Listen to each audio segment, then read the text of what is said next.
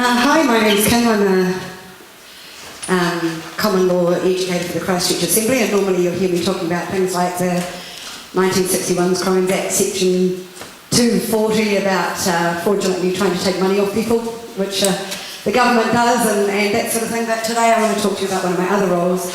I really enjoyed listening to Michael talk before, from Cookie Time. I'd like to thank him for helping me become twice the woman I used to be.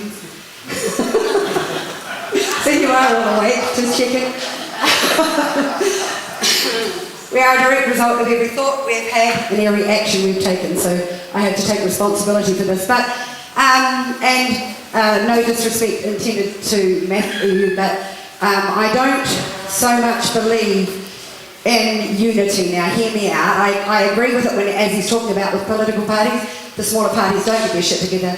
They're never going to have the numbers to affect any serious change. So with regard to that, absolutely, I understand that. I like to move outside of political circles and outside of central, top-heavy, top-down governance. So I want to talk about some of that.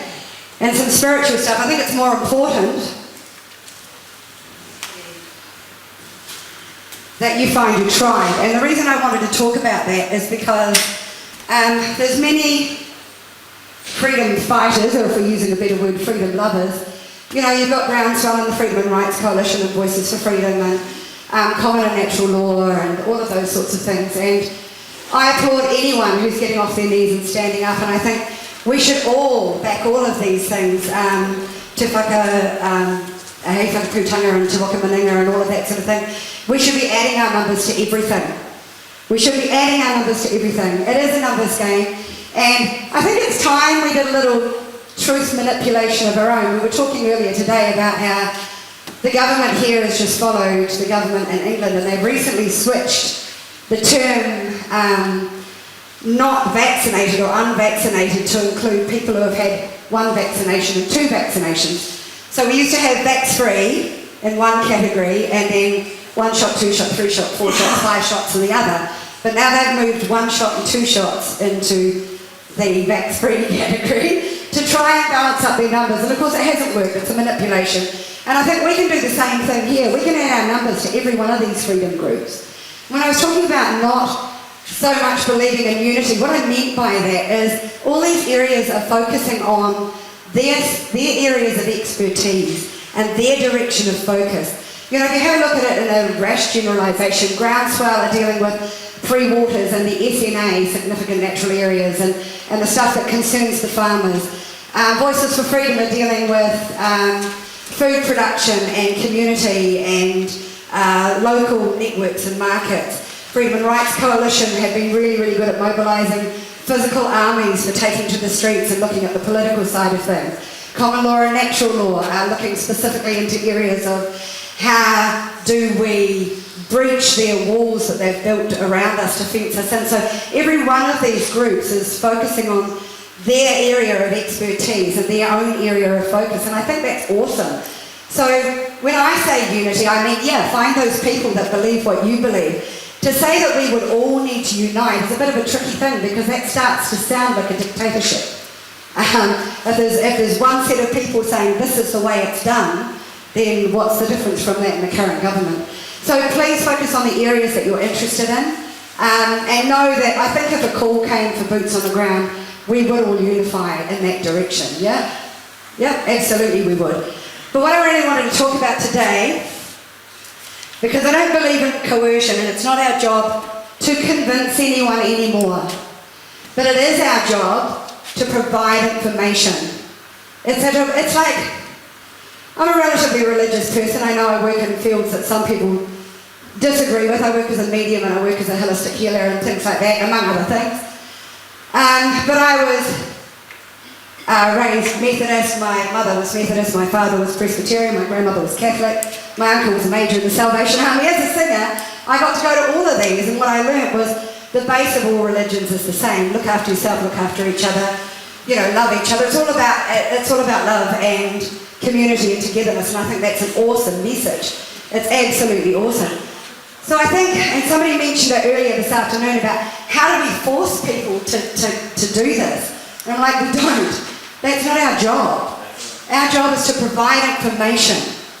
All the government has done to coerce these people is provide information, all right? And I just want to have a quick chat before we get into spiritual hygiene about how we can help those people, because a lot of them are waking up now. It's one of those big I told you so's. You've heard that going around. Some of them have suddenly started reading this information and seeing this information online and realising that maybe, perhaps, they were fooled. And can you imagine how guilty they feel now? And how awful they feel about the way they acted and the disrespect they've shown to people and the division that they've created through this.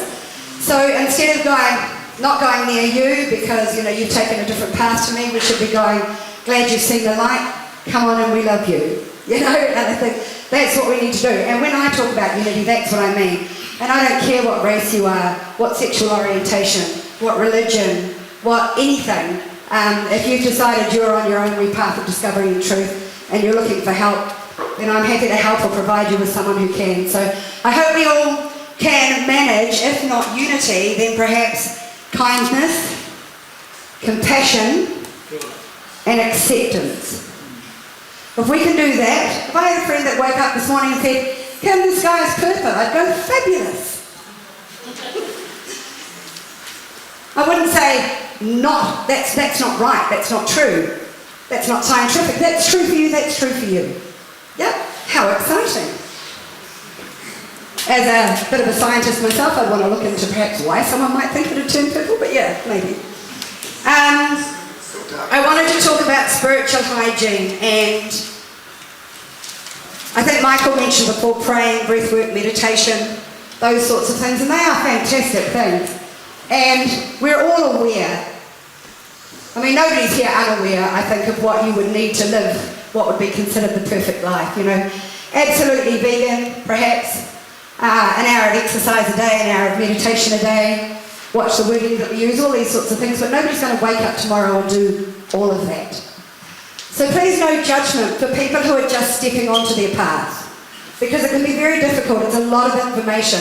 It's a huge amount to try and assimilate all at once into a life that's been programmed in a different direction.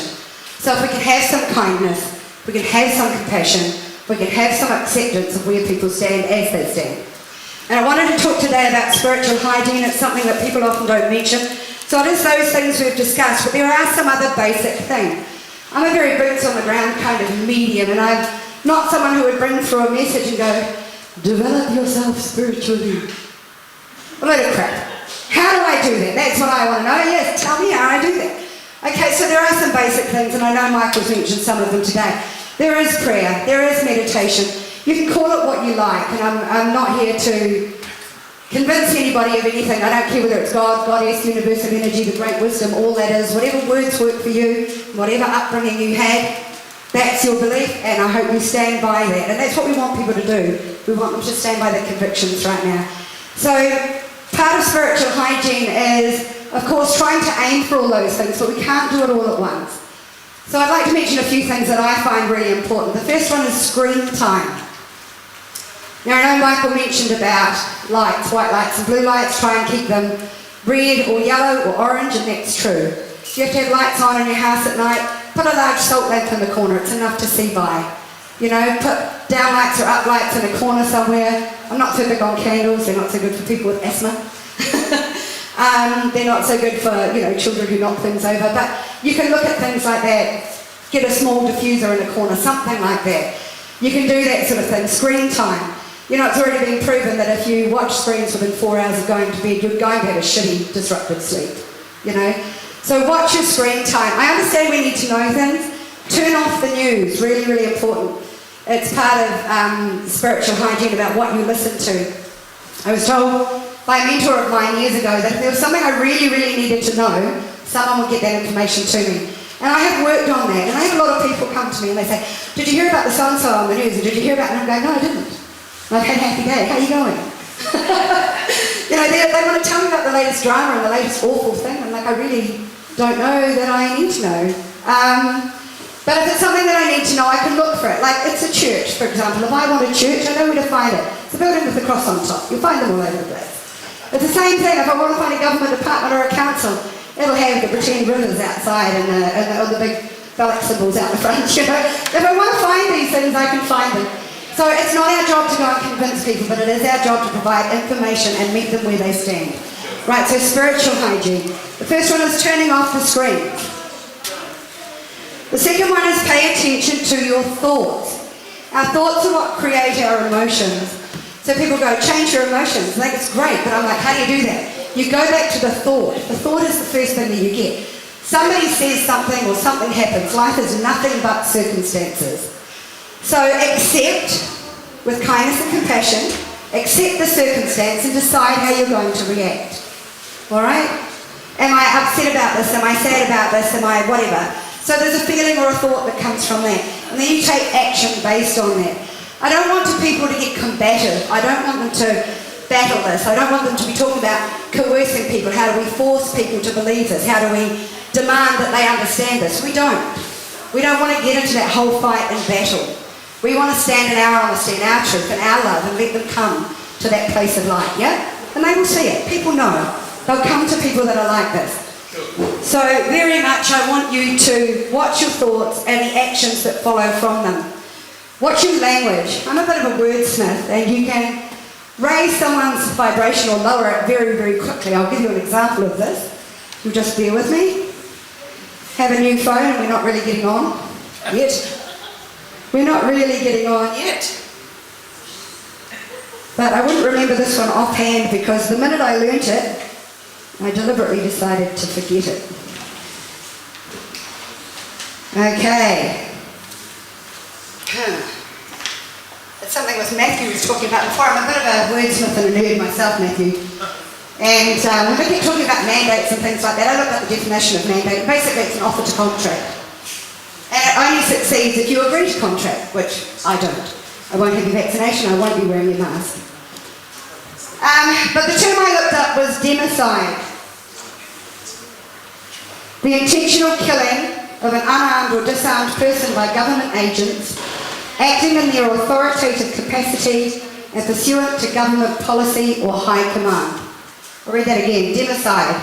The intentional killing of unarmed or disarmed persons by government agents acting in their authoritative capacity and pursuant to government policy or high command. How do you feel? How do you feel right now after listening to that? I think it's pretty depressing. Yep. But I say words like... You like that? I know God loves me, so... Yeah, exactly right. Exactly right. If you live in love and you live in truth and you live with the joy and the passion and the honesty, then that stuff doesn't affect you so much. But this is how we're being indoctrinated at the moment, with the news, with the TV, with the gossip. Turn it off. Turn it off. Now you've got a perfect example of how this works in government, but how does it work in day to day? Well, you'd be surprised. You might be hanging around the water cooler at work and someone might come up and go, "Did you hear about Carol? You need to stop somebody there." The passive-aggressive way of dealing that is, "I need to go to the bathroom." And you take yourself out of the picture. But if it's juicy gossip, what will that person do? They'll wait till you're free and they'll tell you again. Yep. So you can do something a bit more direct and say, "Oh, I don't think it's fair that we're talking about Carol when she's not here. Perhaps we can have a coffee with her later and discuss it." Okay? That person's going to see the big dick sign light up on their forehead. They won't be talking to you about that again. Okay? But it's spiritual hygiene. It's about keeping that negative gossip and energy away from you. Alright? You have no control over anybody else, but we do have control over ourselves. And if you don't want that sort of negativity and energy in your life, don't interact with it. Okay? Put a stop to it. Walking away from it only postpones it. You do need to do something to put a stop to it. Right? Watch the language you use. I'm not a freedom fighter. I'm a freedom lover. Yep. I love freedom. If you say pick your battles, what are you encouraging? Fight and battles and drama. Yep.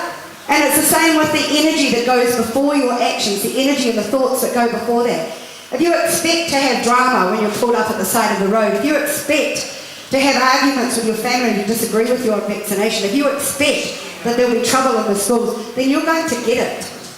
Because that's where your energy's been flowing, and that's exactly what you're attracting. Michael did a good job of highlighting that earlier. So what do you want to bring into your life? So that's the next part of spiritual hygiene that I'd like you to pay attention to. Follow passion.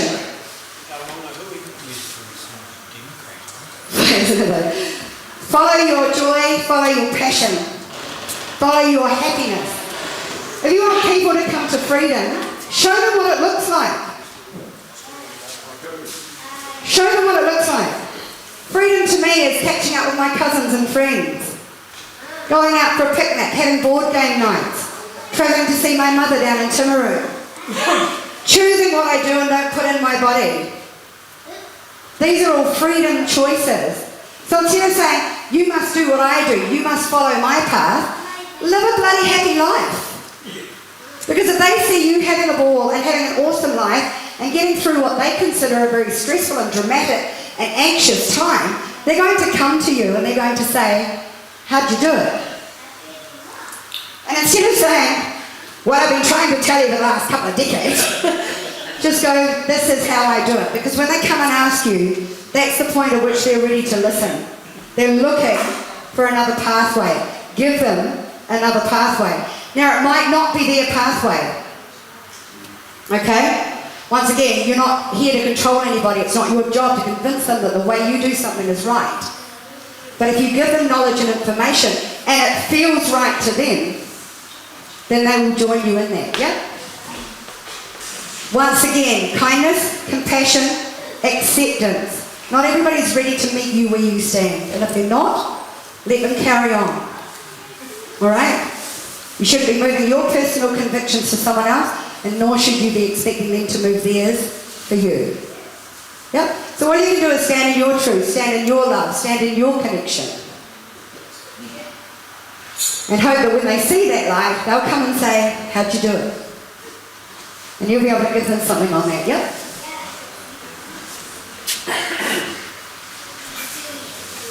I just wanted to, I've got a lot of voice today, but sing a wee prayer for you. Feel free to join in. He honore, he gloria, magaro mo kite fenua, vakauro, paie, te natanga takatoa, ake,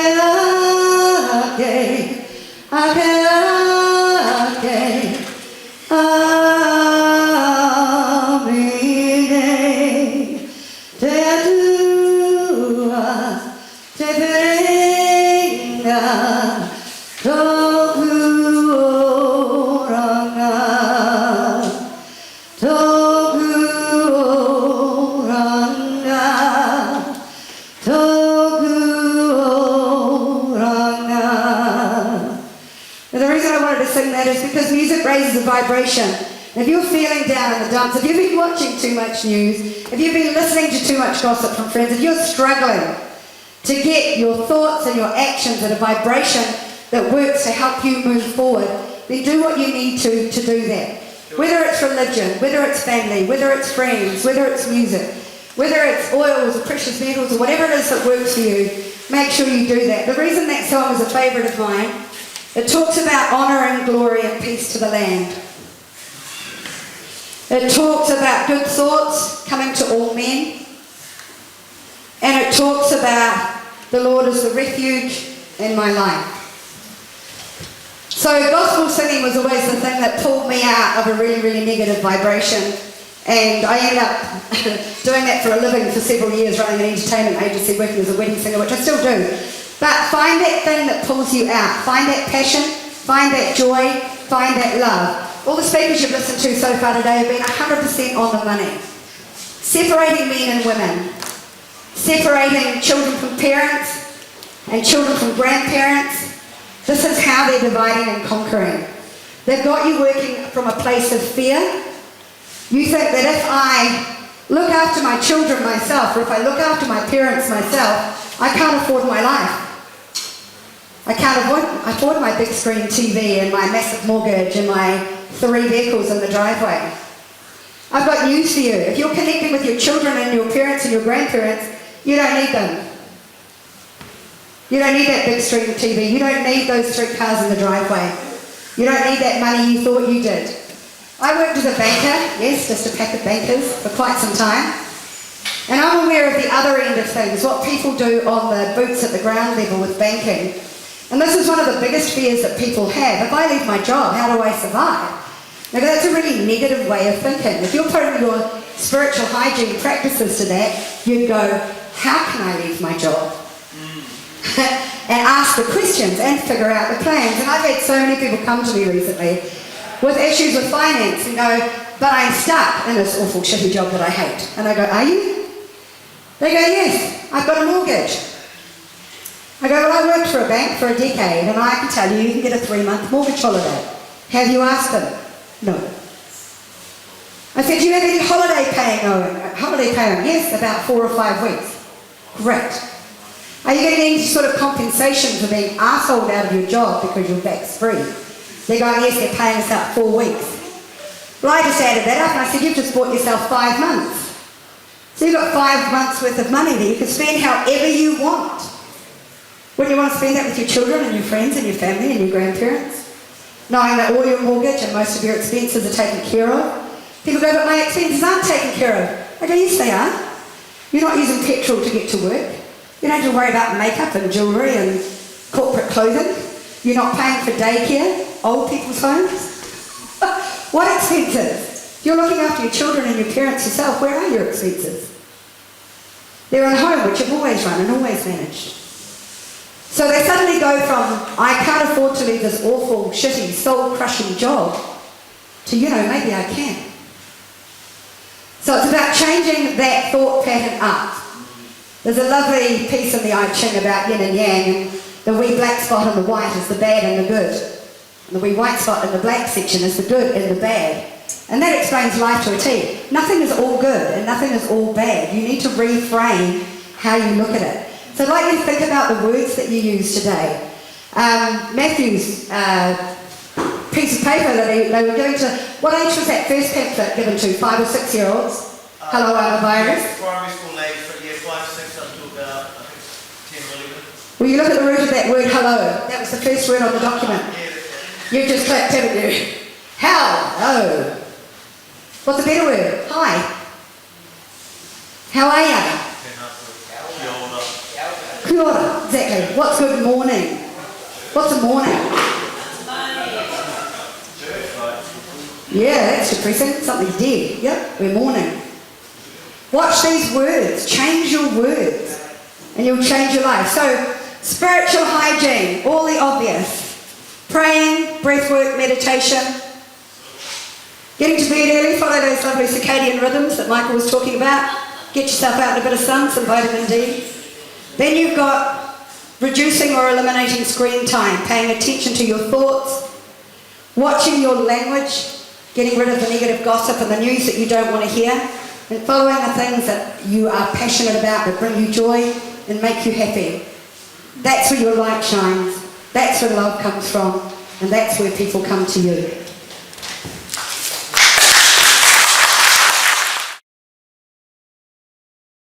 We'll just finish this off, wrap it up, so we can have a party and just relax, because we all know everyone's getting tired and it's gone a little bit longer than we thought. So I just wrote a few little notes out about what I wanted to say just quickly.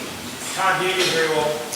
So just what I wanted to say just quickly about how we co-created with Vanessa and our Te Waka Aroha Hapu or family. So what does a hapu mean?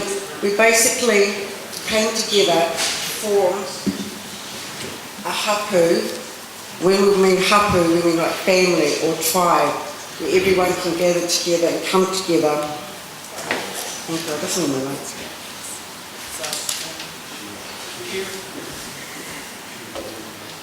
So basically what our motivation has always been about the children, tamariki. So I'm quite shy, I never expected to be stepping forward and doing this role. So I am working on getting the presentation down a little bit cleaner and clearer in the future. So we'll just touch base today and give just a little short, sweet talk on it. But So what we've done is we've formed a hapu, and we're just following the divine kaupapa of Aotearoa Sovereign Nation, Wakaminga 1832, which is the one and only, it is the original. We can take that right back to 300 BC and beyond. But to keep it really simple for now is that all we have to do is return back to God and the covenants. It's that simple, really. And we've just been following the North Star. That's the sacred star, the overlighting star of Aotearoa, Morohu Whitu Marama.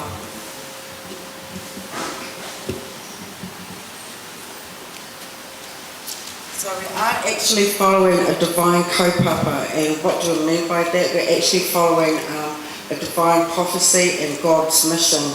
So we're sort of all coming together to do that. And how we're doing it is by creating a sort of a waka. Well, Te Waka Aroha means like the love boat, Ki Waitaha, because Waitaha is the people of peace. They were here originally way down the South Island.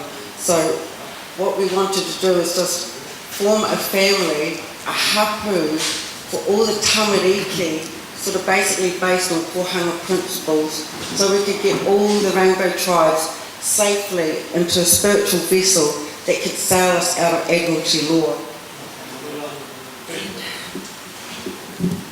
I'll get better with this family. I've just been busy in the kitchen.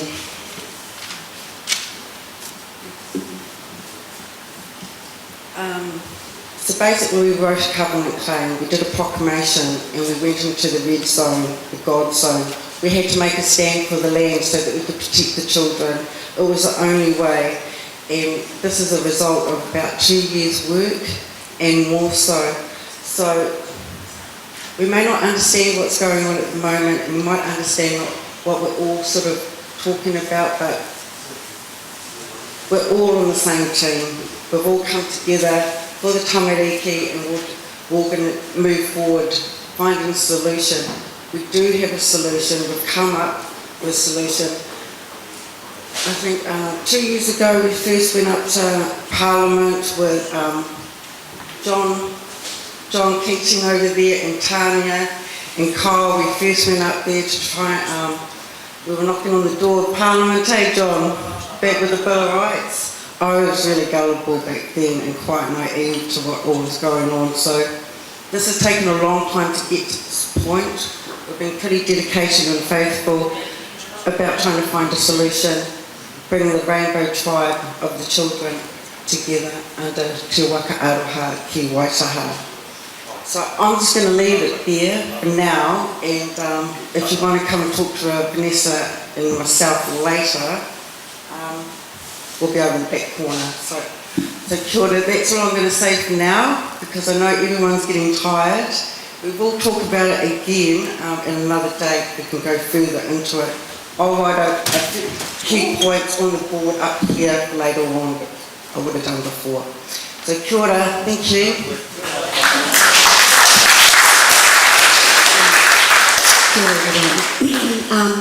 I'm just going to kind of quickly wrap things up, and the reason why we're having this kōrero, because we worked with Edward worked with us, specifically Aroha spent most of the time and relayed a lot of information to me because I'm always busy. So we did the proclamation in the red zone, and our experience there with the council and the police was quite different to Wellington. They assumed we were going there to protest, but we were going there for homelessness, and we were going there because we're a sovereign nation, and we were going there to let the local council know that they must consider the rights of hapu. So they have been informed. They were given the proclamation was sent, the claim for the red zone and other areas around Christchurch, specifically for setting up reservations or communities to remedy the problems that we're all having. As part of why we did this, and the council saw very quickly that they had to adhere to the rules of the hapu. So when they tried to tell us right at the beginning that they would tell us when we were going to go, We told them they will decide when the time's right, because we need to be there for a certain amount of time to place the kai in the ground and to practice the ahika and do the things that we do to re-establish that connection with the land. So they bought us a toilet and they serviced that. They bought us a bin and serviced that every couple of days. They unlocked the gates for us. They worked with us. They came in every day and we discussed our issues with them. And we did try to meet them on a heart-to-heart level, you know, because one thing I want to be straight up about is that we're adults here, and if we want to sit and speak the truth together at the table, well, that's what we need to do. We're all aware of what's going on. How are we going to work together? What have you got in terms of the remedy? We're all here for the remedy. We don't all know what the remedy is or the way is, but we're here to remedy that. And so over the last few weeks with all the kōrero that we've had from the other groups and what they've been presenting, it's all going to go back to te kara at the end of the day, because first you learned about he whakaputanga, now you're learning about the roots of that, you know, well that goes back, it goes further than that. So we're going back to the future. We're going back to the future with everything we do. You know, we're going back to organic gardening. Well, I was put up in a time when in our neighbourhood we were all together. I knew my neighbours, I knew everybody at the school, we knew everyone's name. We worked together, we bartered with our kai and that. So it really is about opening the mind to all these perspectives that are being presented to you, and making a choice for yourself. Who is the hapu who you will place your faith in? And if that's wrong, it's because you didn't have the faith in yourself. You chose wrong. You know, there was some doubt within you. So it all comes back to self at the end of the day. Was there anything else you wanted to discuss about Wednesday? So I think these. So we're going to continue on. We've got one more lot of paperwork that we would like to put through to the iwi and to the council and the police in terms of the proclamation, which was all based around the Y22 and the Y45 claims, and we were able to use that, and they did have to consider what we were doing. So we know it has power because we've experienced it, and we've experienced bringing a whole people together who come from completely different backgrounds, and tents were burned and there was arguing and all sorts of stuff went on, because that's the reality. We're not conditioned to live together yet. We're not ready to live as hapu because we're stuck in judgment. So we've got big steps, to take forward as individuals. It is that's really the journey. It's got to come from within, and it has to be led by wahine, because we will not sway for the protection of our tamariki. We will not be swayed by anything. That's the reality.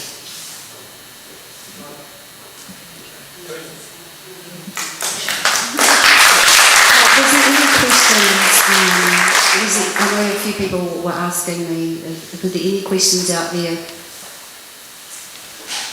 Yeah, what is the Y22 and the Y45 that has been spoken on before that I don't understand? He put as our man to speak on that. Yeah. And if you want to have a look at the proclamation, is there a copy of the back? Yeah, so we've got just a look at the proclamation. It's a template, at the end of the day we've created a template, and that template has been utilised elsewhere. It's a template that you can tweak for yourself, and we're just providing options here. Kia ora. In 1986, when they went to go and set up the company, the corporation, the Crown Her Majesty, the Queen of Ride in New Zealand, the same year as when Machiratana, the government went to go and sell the fisheries offshore, and so Machirata scrambled and they injuncted them, and that became the Y22, and so they started the claims for Te Tiriti Waitangi at the Cape under a covenant of Te Tiriti Waitangi. So all the Christian churches were there to support that. And so the Y45 land claim was piggybacked on top of the Y22 fisheries claim. So the Y22 fisheries claim was done by Judge David Baragwana and Sean Elias, who became the Chief Justice for the Supreme Court, and the Y45 was done by Eddie Drury and Joe Williams. So they're the ones that took it into the Privy Council, and that's why I got them to put it into the proclamation. So for the Crown or the company to challenge those claims, they got to challenge the likes of Eddie Drury, Sean Elias. That's why it was done.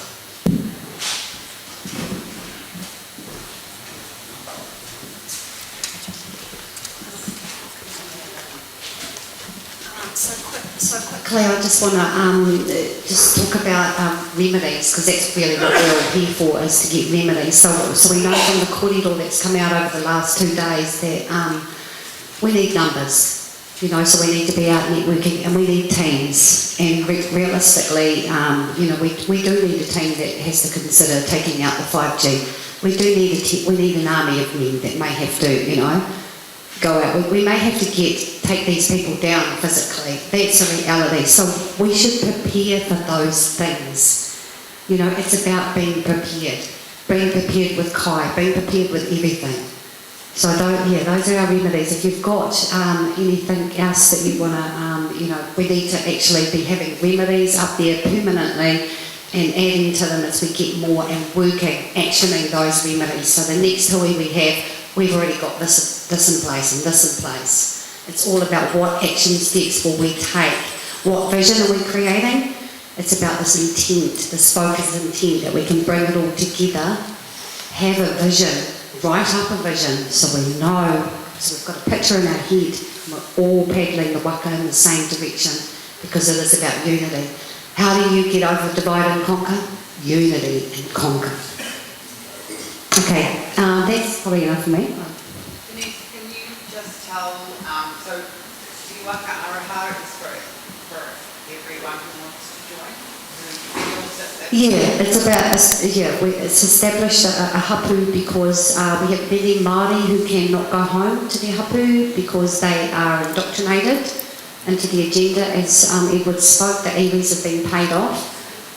So we want to be part of some other hapu, and as mana whenua, it was a tradition by Māori to re-establish hapu when, you know, you married into another bloodline, and so you went off and you started somewhere else within your hair. That those things, those are traditional ways, that practices that we've lost. So we knew that anything we do has to be hapu based. We've got to think and breathe and live as one, and that's thinking. That's hapu thinking. Otherwise, we're thinking as an individual, and that individual thinking is the problem that we're having. It's not part of the solution. My question is, why would you think that it needs to be led by women rather than by the balance of men and women? It's not a thinking thing, but I'm just going to answer for my personal beliefs or knowings. For me, it's something that I know because, as I said, we will not be swayed. I mean, for me, you know, I'm thinking, why haven't the men gone out and sorted this shit out already? That's how I think. I think, why is it that we're in this time where the wahine are now, you know, we're all coming together now? Men should have gone out ages ago and got rid of it. The moment they heard about that pedophilia, it should have been wiped out. That's how I personally feel. Okay, so that's not the answer,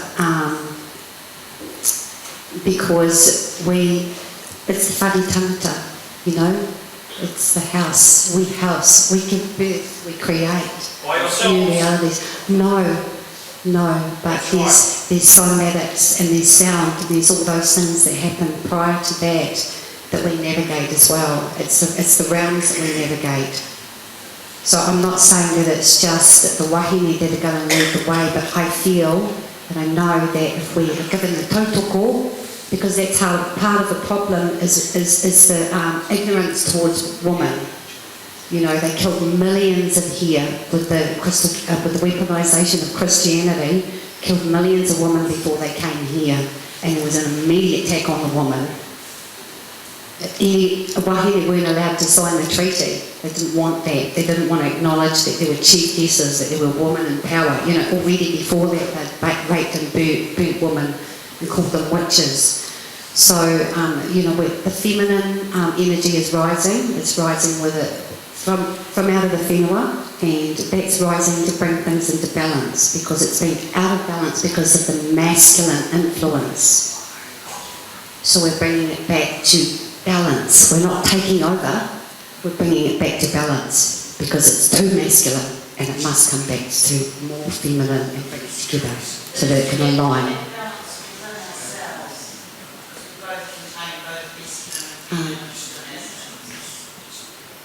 Does anyone else want to answer that question as a wahine? Anyone else is welcome to answer that question, what it is for them. That's my personal, I see into the future, and I see that if it's wahine led, it'll be kei te pai. If there's too much aggression, and yeah. I speak from my testimony around that. For me, I believe there's a repositioning of the roles. The men in a way have been feminised and the women have been a masculine role. And I just stand here because 2 years ago God put it on my heart that God is the head of the man and man is the head of the woman. And I wear a scarf on my head to honour the man, because I tautoko your sister, because if we are right, we lead the men into the blessing.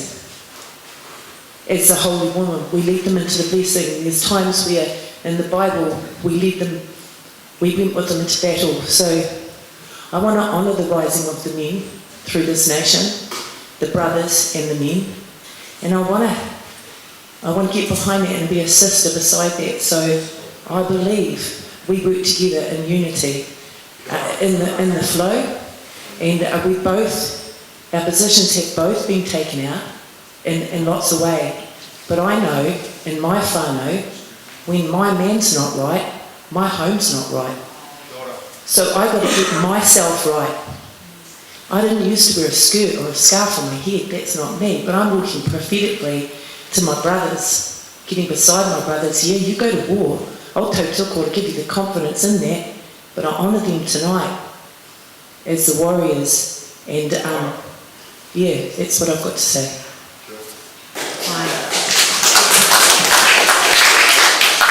Yeah, so it's about roles being lost, you know, so to come back into that, we're going to come together and bring the balance together.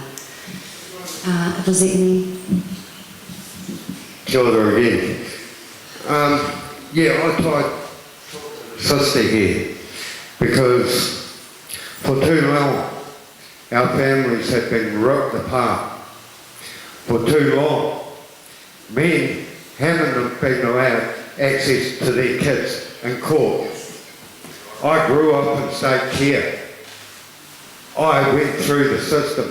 I was raped by the system. I was beaten by the system. I was thrown off a cliff by the system.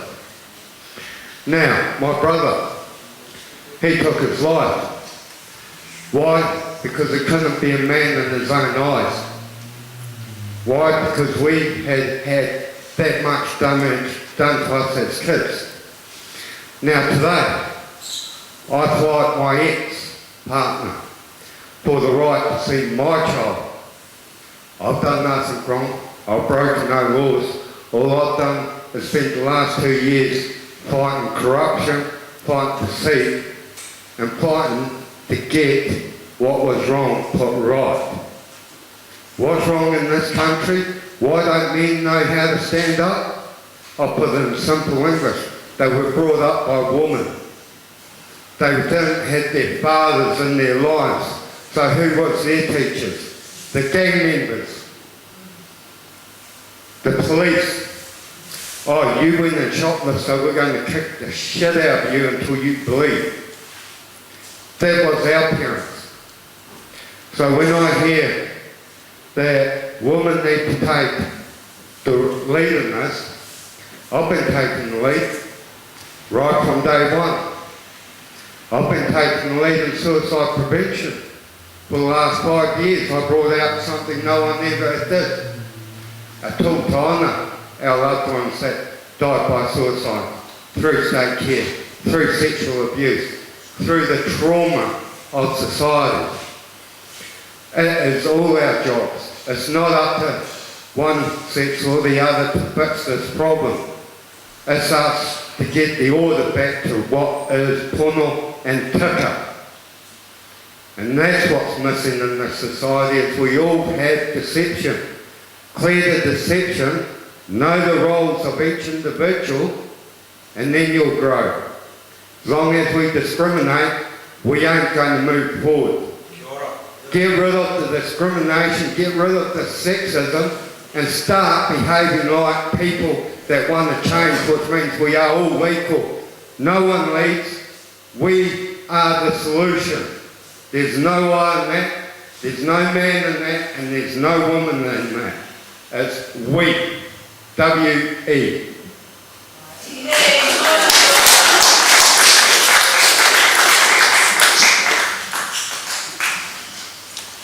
I find it's very hard for us men to try to deal with our stuff when we stand up in public and speak about our sicknesses and speak about our illnesses, and it's not safe. Our men cannot move forward and look after you women and you children if we can't even acknowledge our own sicknesses. When I've stood up in public, when I stood up in Tākaka bloody 3 years ago, the most woke, progressive community in the country, I got the living daylights kicked the shit out of me. I was that destroyed myself physically, I could barely sit in a chair and do 3 characters in a text. The reason why I stand and I walk around, and it breaks my heart, but that when I look at you, I'm looking at you like I don't know who you are, and I don't know whether you're friend or foe, but I'm ready. I'm ready for whatever you choose to put in front of me. If you smile at me, I will melt immediately and smile at you. But if you come at me, I'm ready. Because I've been doing that work out there for decades. So when I was attacked, I ate Weet-Bix, milk and sugar for weeks. If you know anything about trauma of a human being, a body, and what you feed it in order to get it back in shape when it's in a severe state of shock, that's what you feed it. Just fibre, milk and sugar, just to get the basic nutrients in it so that it can just operate. So when I was attacked, I went straight back into warrior archetype. That's actually my name. He tika kairaka. Ko tērā taku ingoa. E taipana mātou tipuna, a hinamata poi kia hau, ko tēnā ingoa. He tika kairaka. I was very whakamā when I was given that name. It means a true warrior from the pre-colonial language. And I was whakamā because I've always been the peacemaker. I always walked away from fights. Until I met this beautiful Tāne over here, who's an immense warrior, and I started to train with him. I saw him training. But we've got to do this together. We've got to do this together as men and women, like the sky and the earth. Yeah. Kia ora.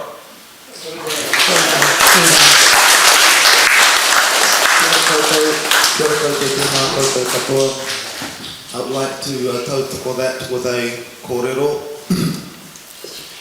One of the oldest Māori stories is the story of Te Weheka, separation of Takinui and Papatuanuku. Now,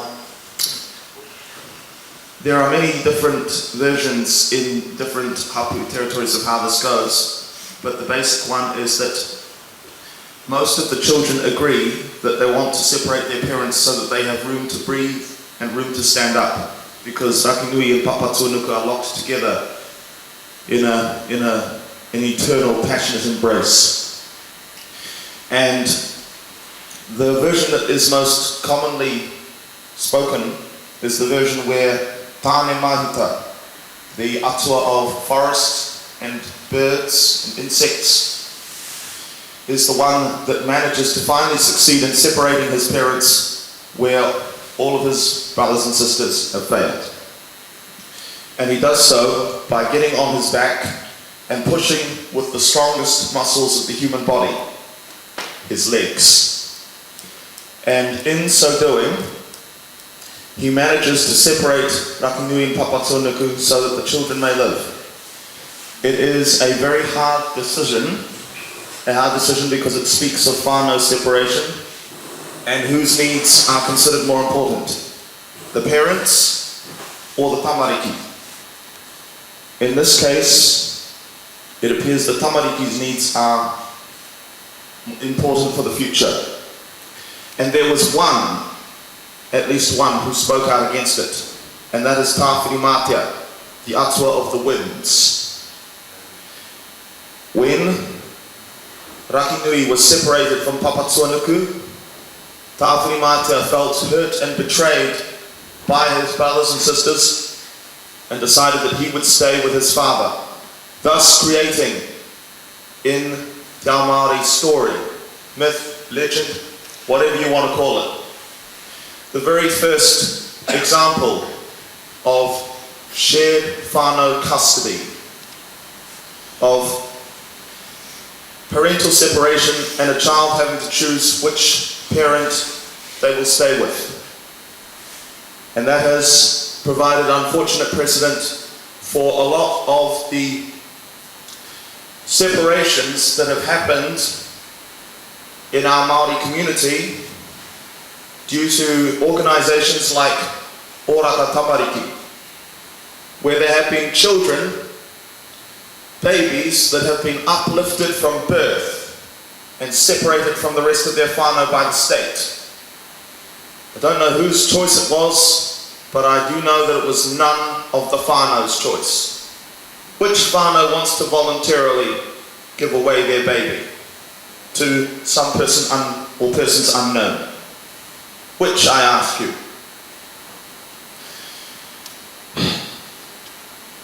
And the reason that I brought this up is because when a whānau is divided, bereft of role models, it creates a bereftness of identity. And when there is bereftness of identity, it means that you do not know yourself. And if you do not know yourself, then you most sure do not know anybody else. That is the seed that I'd like to plant. And I really shouldn't be speaking too long because I've got a really cutthroat. But you know, sometimes, as Matua was saying before, we've got to try and keep things tika and pono by being transparent and speaking out in the open. Kia ora.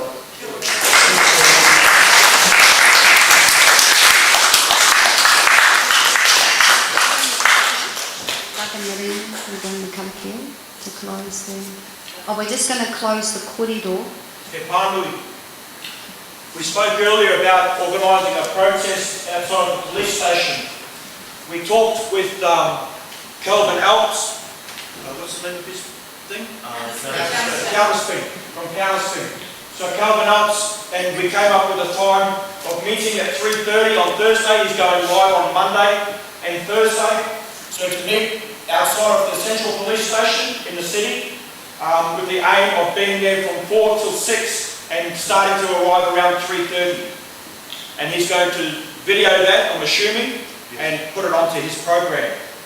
So, that's the notification to all of us. In brief, I've been here 28 and a half years. I came from I walked away from my family to come back to Aotearoa by myself. My whānau's been in Australia since 1880. I came back because my path to me was to come back here to serve. And I left all of my family in Australia. I've worked in the cities of every city of the country except in Invercargill and Kaitaia from 10 o'clock at night till 6 in the morning. Breaking up fights between strangers and standing up to the police a lot until I learned of their trauma and their high suicide rates as well. And then I realised I also needed to stand up for them. Because nobody else is cutting down our people that were hanging themselves. Nobody else predominantly is jumping into the car accidents and pulling those bodies out. Nobody's dealing with the domestic violence. We don't go next door and look after our people anymore. Those blue coats, I call them blue coats, they do it. but I'm trying to process and clear the anger and the grief out of my being, because humanity has basically predominantly not been participating. Only just in the last 2 years everybody's gone, holy shit, we're getting smashed here, something's really out of whack. That's the whole reason I left my family 28.5 years ago. So we need to participate. So I'm crying out to you in the hope that you will hear, and that on Thursday you're going to be there. I pray you're going to be there. Because we can't do this, I can't do this by myself. You can't do it by yourself. It smashes us. We need to do it together. Together we're strong. We can do it easy. 3:30 meeting, 4 o'clock till 6, when all the foot traffic, all the car traffic, it's also the transfer of their shift, I believe. So 4 o'clock is the end of their shift. So all the police officers that have been out will be coming back, and all those that are coming in for the next shift will be coming in. So we get lots of production out of it, good economics, so to speak. And maybe we work out what we're going to. For me, what I just came in my mind was, I want to go in. I want to go into the station, and I want to say, hey, I love you. I really love you. I know you cut our people down off their ropes. I know you pull the bodies out. I know you've got a high suicide rate. I know your heart's screaming. I know you get cursed and hated everywhere you go. But we need you, and we need you to hold your fellow officers to account for what they have done, and our politicians to account. And do your job, and look after us, and stop this genocide. Kia ora.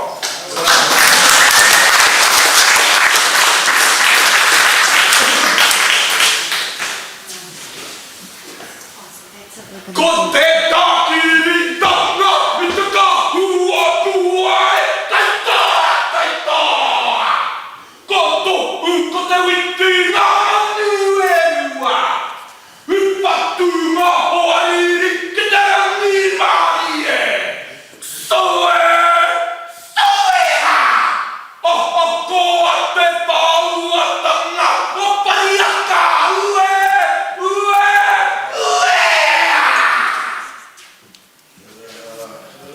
throw the cloak of ignorance off our shoulders. The teachings of Te Piki and Tohu were like birds. Hit our enemies with peace, with love, the love of our hearts. I've been away from our people for a long time. But for me, that's how I understand to finish. I didn't stand up when the others were singing Waita for you, Matua. I don't know if it was for you. I've been out so long, I'm not quite sure what's going on here. I'm not sure. So I'm not going to stand. Yeah. But I do. Yeah. So aroha.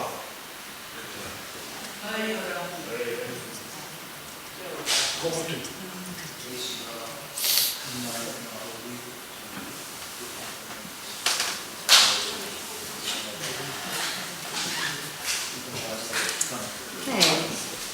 I'm going to close up with the kia. For the korido, is that you two or kahungami?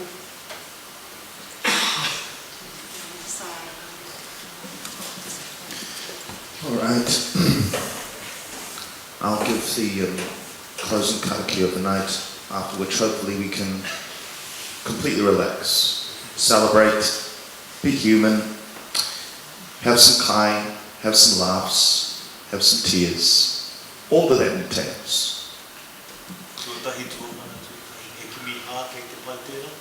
Kei te pai. Can you take us through a couple of kimiha? Kimiha. Kia ora mati. Hā ki roto. Hā ki waho. Hā ki roto.